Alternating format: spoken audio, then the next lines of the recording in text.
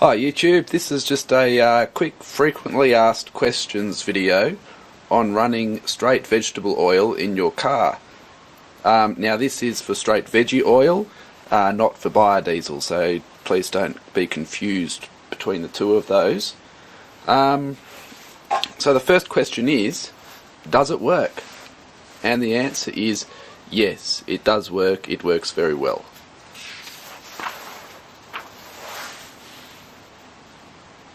Can you run a diesel engine on straight vegetable oil? Yes, you can run a diesel engine on straight vegetable oil. It's better in diesel injection pumps rather than a high pressure common rail system like you find in newer diesel cars, but it'll also run in those as well.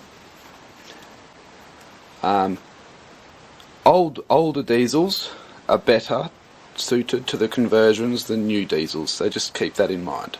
Not to say that you can't do it in new diesels. Can you run a petrol engine on straight vegetable oil? No, absolutely not. Not even a little bit. It's just diesel.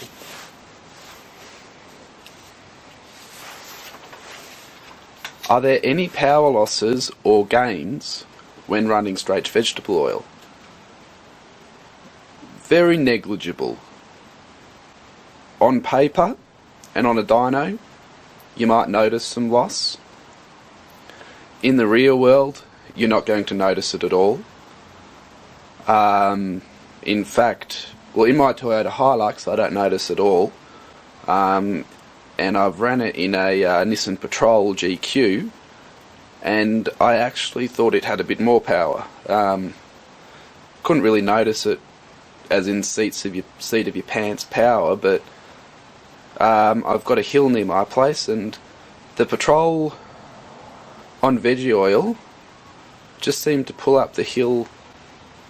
Didn't lose as much speed going up the hill. Not a scientific method of measurement, but no, not really. Will it reduce my engine life?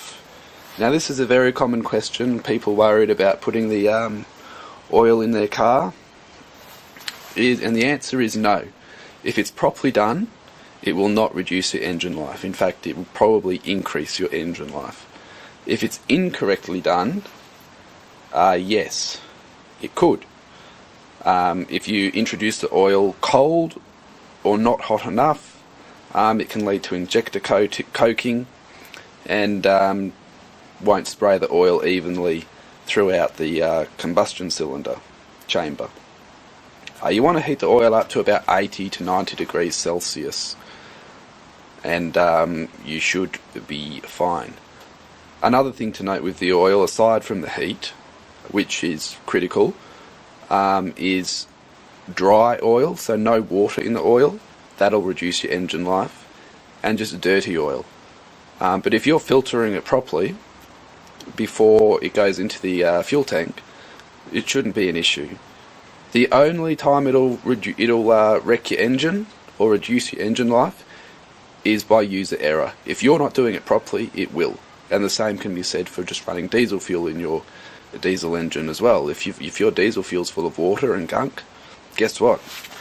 You're going to burn through that injector pump and injectors just as much as if it was vegetable oil. So no, it'll actually increase it done properly. Will my car smell like chips? Yes, it will smell like chips. It's not a strong smell, it's just a faint smell. Like when you have the car idling and you walk behind the car, you just get a whiff of the exhaust. It does smell like fish and chips. Not offensive, haven't met anyone that doesn't like it, and I really enjoy it. It just reminds you that you're doing your bit for the environment, or part of your bit. Is it carbon neutral? Yes. Oh, I spelled neutral wrong there, I think. Should be a U, folks. Yes and no. It depends on where the oil comes from.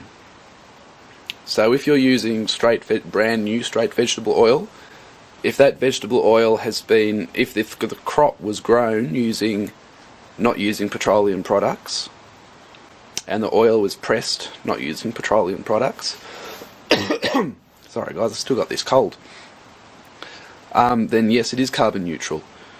If that, or in the most likely case, if that oil was produced with crops that used petroleum to sow, harvest the crop and press the oil, then no, it's not really carbon neutral, is it? You did burn diesel fossil fuel to produce the vegetable oil. However, if you're using waste vegetable oil, used oil from a fish and chip shop, then it is carbon neutral.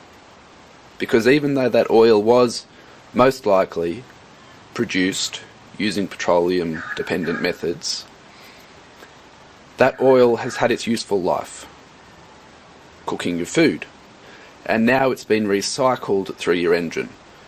That oil would have otherwise been thrown away.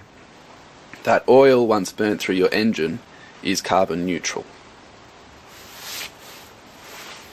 And carbon, a lot of people misunderstand what carbon is in the environment. That's probably a subject unto its own into another video. But it is carbon neutral. We'll go more into that later, I think.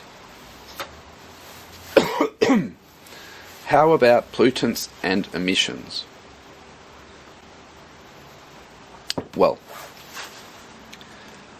your 3 or 4 main pollutants and emissions in a diesel engine will be hydrocarbons, unburnt hydrocarbons, carbon dioxide, nitrous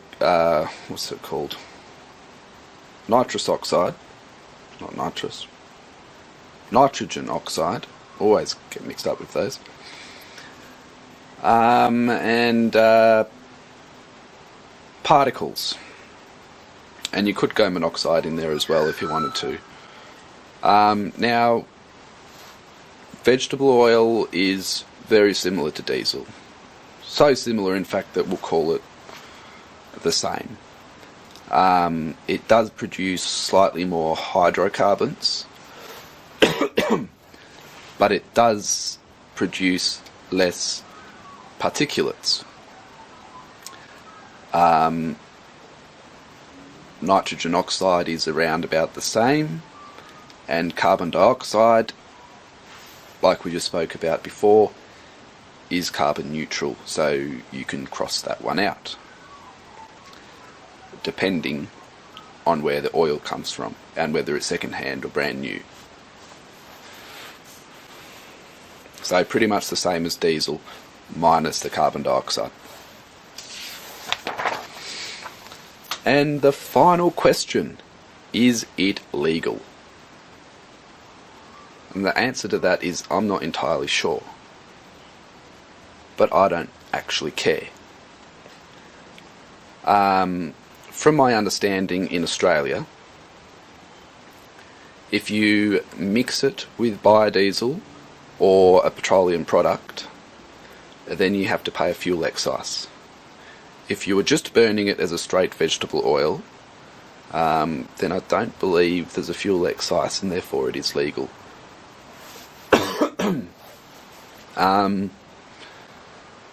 But the Australian Tax Office and the relevant authorities in your country, wherever you're from, have got bigger fish to fry than someone sticking some vegetable oil in their car and driving around. And I wouldn't care anyway, just do it. It's better for the environment, it's taking responsibility for the fuel that you burn, and the government's not the be-all and end-all. So stick it to the government, stick it in your tank, and get motoring, is my opinion.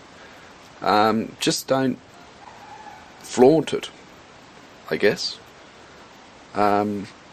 Anyway, I hope this video helped clear up some questions.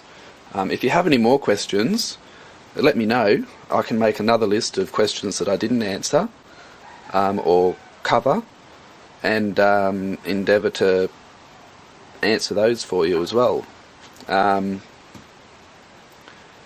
think I covered a lot of it, but that was just off the top of my head. Okay, look, thanks for watching, and give it a thumbs up if it helped. Cheers.